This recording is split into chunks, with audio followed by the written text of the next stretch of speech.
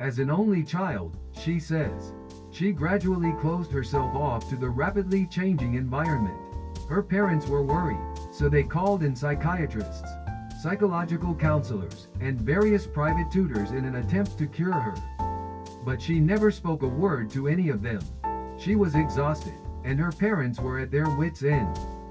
Just when S was in the third semester of her second year of high school, her cousin came to stay with them for a week to rest before taking the medical school entrance exam. Please stay with us until we find a new private tutor. He knew her cheerful childhood and was desperate to help her somehow, as he had been asked by her parents.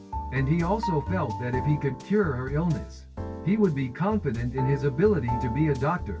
He was also betting his life on it. Since a great teacher couldn't do it, this is all I can do. He played the guitar next to the desk, where she was sitting, and sang a song he had written with all his might. At first, she looked at him curiously, but even though he was by no means good, she listened to his song, occasionally laughing shyly at his earnest efforts to attract her attention. But even when he tried to talk to her, she still didn't say anything. A few days later, the new tutor was due to arrive the next day.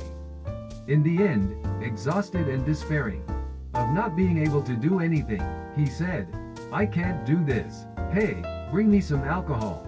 She brought her father's whiskey. He continued to sing, gulping down the whiskey. Then, completely drunk and crying, he said, "I don't want to be a doctor. I really want to be a singer." He started to cry and shout loudly. She stared at him for a while, and then said, "Why don't you become a singer?" He was surprised to hear her voice and said, "You can talk." "Yes." He was delighted and said, "Yes, hooray." I couldn't tell if she was crying or laughing. He started to drink the whiskey loudly again and started to sing. She also started to clap her hands and sing a little at a time. When their parents returned home some time later, they were initially shocked to see the two of them drunk and making a lot of noise.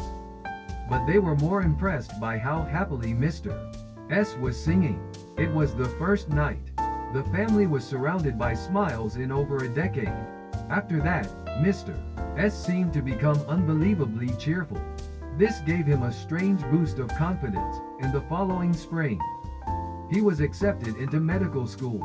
It was his true tears that saved him and her.